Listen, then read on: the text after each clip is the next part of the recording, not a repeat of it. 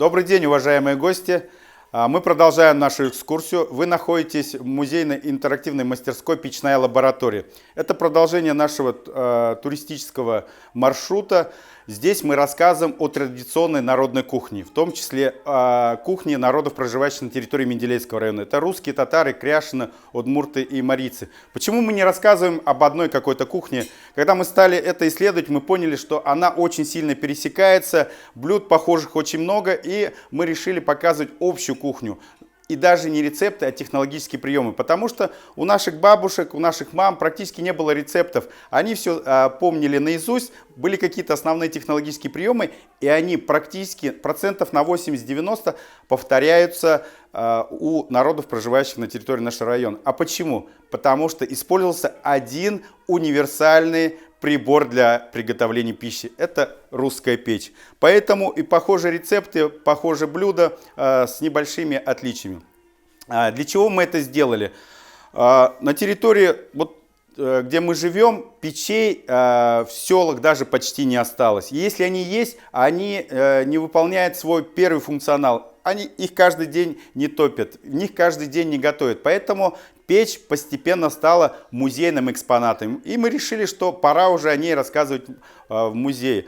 Это такое мое небольшое хобби. Я 10 лет увлекаюсь традиционной обработкой зерновых культур. И постепенно мы поняли, что для туриста очень важно найти свою эмоцию, свою историю. Что всех объединяет? Конечно же, кухня. То, как мы приезжали к бабушкам в деревню, они готовили нам самые вкусные пироги, какие-то блюда из печи. И это объединяет практически всех. Сюда приезжают люди из Кировской области, Ставрополья, Ростовской области, Москва, Петербург. Но основа у всех одна – русская печь. Она нас всех объединяет, она объединяет наши воспоминания. Ну и сегодня у нас с вами мастер-класс по традиционной народной кухне. Сегодня я рад вам представить традиционное блюдо. Оно в основном русское, но у многих народов тоже есть. Это богатые щи. Чем отличается? Потому что были и постные дни у наших предков, у православных. Но когда поста не было, готовили щи из нескольких видов мяса, добавляли. И вот мы сегодня с вами будем томленые щи с говядиной, с гусем, туда добавлены грузди соленые. Вот такие богатые щи сегодня мы с вами попробуем.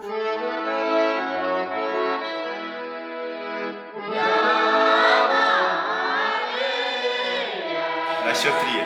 Раз, два, три.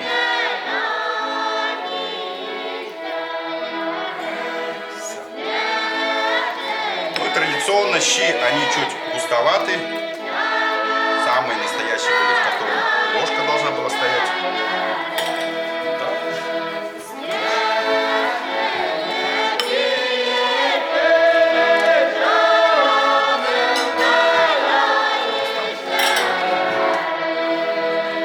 Ну и посмотрите настоящий цвет томленых щей, он такой коричневый, как и квашеный капуста.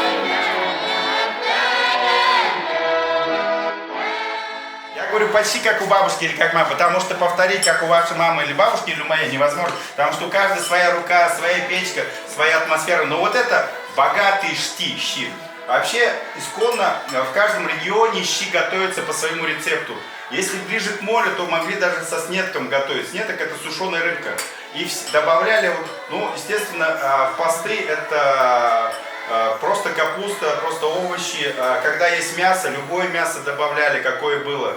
Соответственно, где-то просто жиром, где-то потом уже на подсолнечном масле. В зависимости от регионов, возможностей и так далее и тому подобное.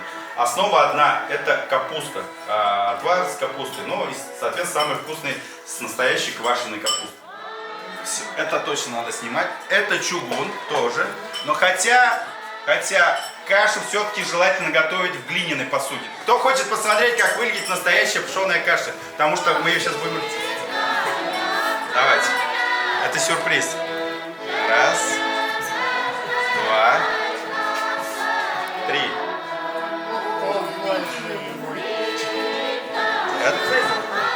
Вот такая сверху корочка должна быть пшеной каши.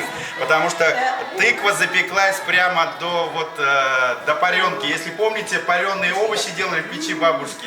В общем, вот эта вот корочка молочная, тыквенная. В общем, сейчас мы это будем кушать. А запах чувствуете какой? Добавка нужна кому-нибудь? Но это очень сытно. Смотрите, в чем специфика? Мы когда про печь рассказываем, сегодня я об этом не буду подробно останавливаться, мы говорим, что первый главный функционал – это приготовление пищи.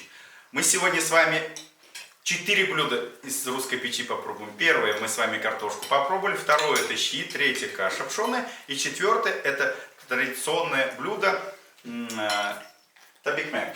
Вот. В чем оно должно быть? Ну, конечно же, бабушкин, красивым, эмалированном ведре. Да. Вот оно, бабушкино ведро. Для начала по инструментам пробежимся. Чтобы работать с русской печью, вообще почему называется русская печь? Не потому что ею русские пользуются, а потому что иностранцы записали, что эта печь распространена на территории России. И большинство народов ею пользуются. У всех народов разные строения печи, поэтому чуваши, удмурты и многие народы ей пользовались. Но русскую печь ею назвали иностранцы. На территории Руси, Российской империи, СССР и так далее и тому подобное. Вот чтобы с русской печкой работать, первый инструмент это... Ага, а по-русски? Кочерга. Кочерга. Настоящая кочерга, кованная кузнецом. Второй инструмент. Их так-то было побольше, но основные которые, это ухват. Я вам сегодня показывал для работы с чугунами, потому что ручек не было. И вот третий, мой самый любимый инструмент. Табагач. Так, что это такое? А по-русски? Вот этот инструмент называют литературный чапельник, могут называть чапля, цапля, цапель, все, что хватает. Табагач, то, что хватает таба, сковородку, да? Откуда это слово пришло? Везде таба, таба, таба, таба. Это тюркское заимствование. Круглый камень для жарки был. Таба, цыпленок табака у всех практически. У удмуртов табакурт. Тоже все связано со сковородкой. Но у русских сковородка называлась чапа. То, что хватали. Вот, без ручек, если у удмуртов, да, чапа, там основа одна, сковородка. Вот. Значит, что мы сейчас с вами будем делать? Печь работала в 4 основных режимах. Если вы сейчас к газовой плите подходите, можете включить к электрической, вообще по Wi-Fi, да, можно температуру настроить, то печь работала в 4 основных режимах. Первый это растопка, второй режим это когда был огонь и угли. Третий, когда печь настаивалась, выпекали хлеб, пироги. И четвертый, это уже теплая печь, там могли кое-что делать, томить молочные продукты, каши, сушить или еще что-то. Вот до этого у нас печь работала во втором режиме, у нас там были угли. Чтобы сделать табикмяк, печь нужно вернуть в первый режим. Знаете почему? Потому что это блюдо выпекалось при растопке печи. Это практически единственное блюдо, которое можно было сделать, когда печь топилась. Готовилась она на шеске у устья. У входа в печь, для него нужна большая температура. И теперь почему хлеб табикмяк? Потому что тесто для табикмяк специально не делалось. Бралась опара, которая ставилась на хлеб, или остатки хлебного теста, которые остались со вчерашнего дня. Добавлять можно было все, что угодно. Кислое молоко, простоквашу, воду. И молоко просто и обычно этот. Поэтому то, что вы говорите, яйца, это уже сдоба, это делались блины. Это блины, они делались отдельно. Тесто было 1-2 часа, так как здесь было тесто ферментировано, а наши предки хлебом называли только то, что отферментировалось. Это долгий процесс расщепления. Это чуть попозже, если успеем, расскажем. Поэтому именно это был быстрый хлеб. Почему? Вы с утра встали, у вас 10 по лавкам, вам надо печь истопить, пока приготовить, а что-то на завтрак приготовить. И пока у вас печь растапливается, встали вы там со вторыми, третьими петухами, ну это 4-5 утра, и печь растапливаете, быстренько намешали, испекли табикмяк, люди встали, а у вас уже готовый завтрак. К нему все что угодно, если, так скажем, пост, то просто масло там с луком обжарено или еще что-то. Если это сливочное масло, топленый жир и так далее и тому подобное. Все, пожалуйста, вот он, быстрый хлеб, фастфуд наших предков. Значит, вот такой туесок у нас есть с пшеницы. И мельница с каменными жерновами. Если раньше мельницы были водяные, ветряные, на живой силе, то сейчас они все в основном электрические. Что мы делаем? Берем пшеницу, насыпаем сюда.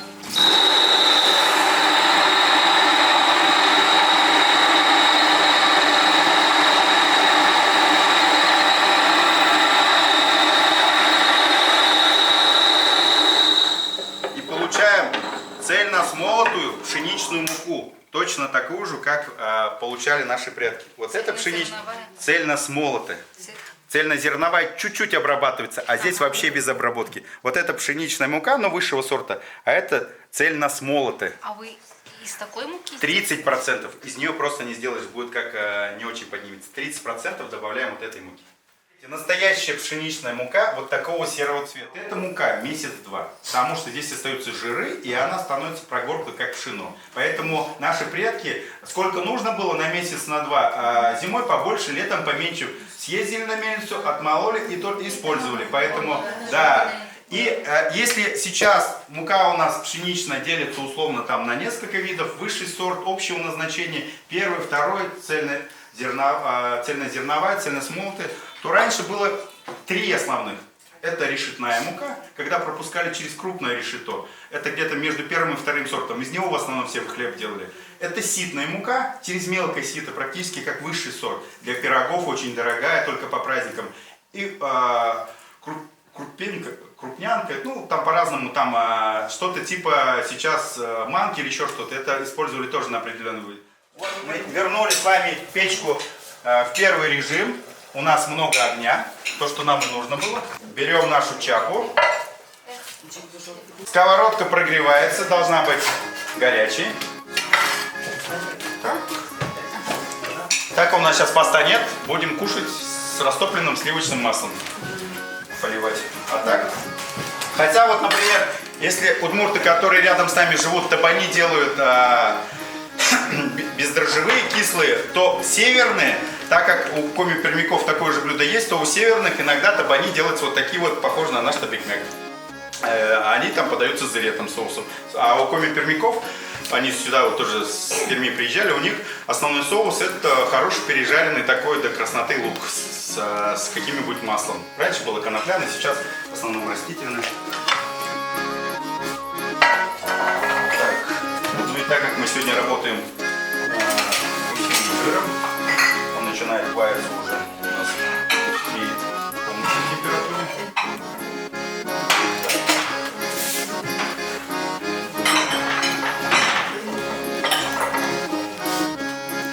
Ну и самое удобное, как раз порция, хорошая деревянная ложь, как раз получается такая порционный табикмяк, и брать удобно. Соответственно, где-то вот такими порционными этими штук 6-7 на сковородку и выкладываем.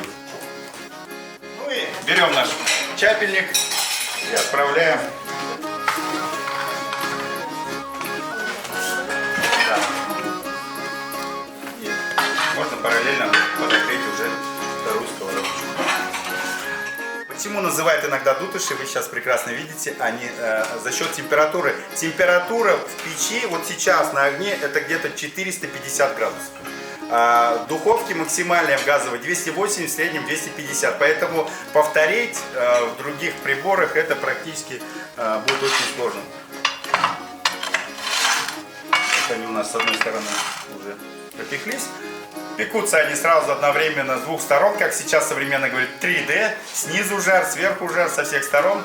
Поэтому переворачивать их не надо. Тут даже 5D. Ну, 5D и запах сразу идет.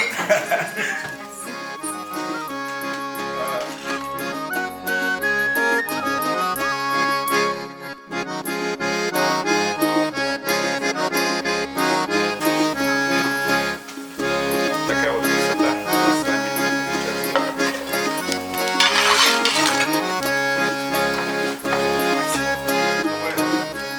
Кстати, это все информационно. Когда готовите в печке, нельзя не материться, не ругаться. Все не получится, невкусно, особенно все, что с тестом, потому что это такая субстанция живая.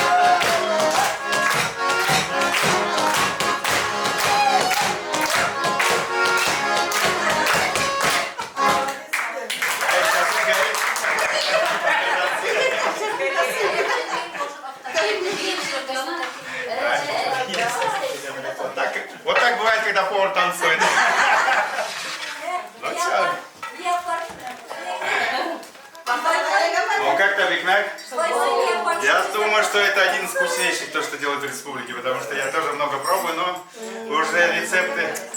Вот здесь мы рассказываем об общей народной кухне. Она у всех на нашей территории очень похожа.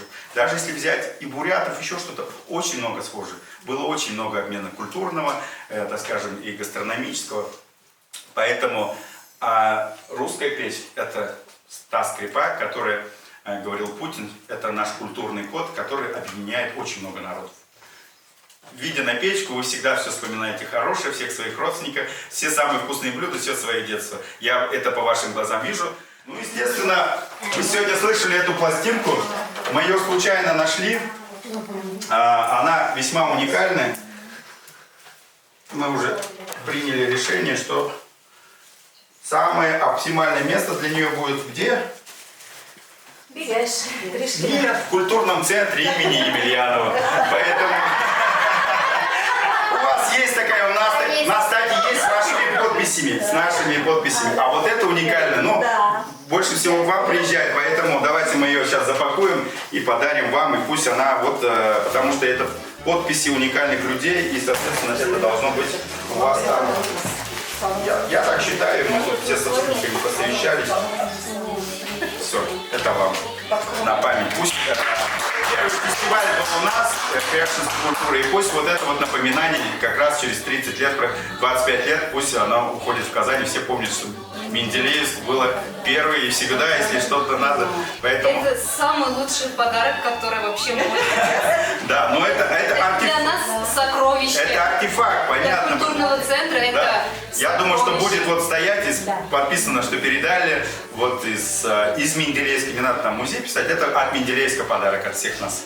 Поэтому, ну на этом мы официальную часть закончим, поэтому вот как-то так живем. Я хочу от имени нашего культурного центра и от Крешинского общества, наверное, Валентина Викторовна скажет, от нашего культурного центра выразить огромную благодарность. Спасибо. И вообще вот. Да, я просто дар речи потеряла. Я где-то, когда-то, говорю же, в Ютазинском районе видела, ну, подобие этого, но до такой степени все вот... Ну, язык проглотили. Это похвала повару, спасибо. Желаю вам, чтобы вы росли, развивались, покорили не только Менделеевск, не только республику, не только нашу страну, но и весь мир. И прям я буду всем прям рекомендовать. Вы наш амбассадор теперь, да. все понятно, да? Сюда приходили и попробовали все. Да. Успехов вам, процветания. Спасибо. Вам тоже успехов. Давай. Şunday təmli rızıqlar, şunday təmli içimliklər, təmli varenyalar, barısı da нәрсәгә чыгарсалар да әни нескә төшереп тордым. Мен тә менә шушы кабак белән әни шулай бутка пешерә торган иде. Менә шулай итеп пиштә аш пешерә торган иде. Менә шулар бөтен сычнап та искә төшеп утыра. Әниләребез бөтен искә төшергән сүзләр. Чөнки элек бит бөтен нәрсә пиштә пешерде. Ипи дә пиштә пешә, ашлар да, буткалар да. Параллель, нинди файдалы әйберләр генә ашаганнар икән. Менә шуңа күрә әйтәләр, бит әби бабайлар шуңа күрә әйтәләр, без үлән күбрәк ашадык, шуңа күрә без озак яшибез диләр. Менә чынлап та аның файдасы бардыр инде күрәсең.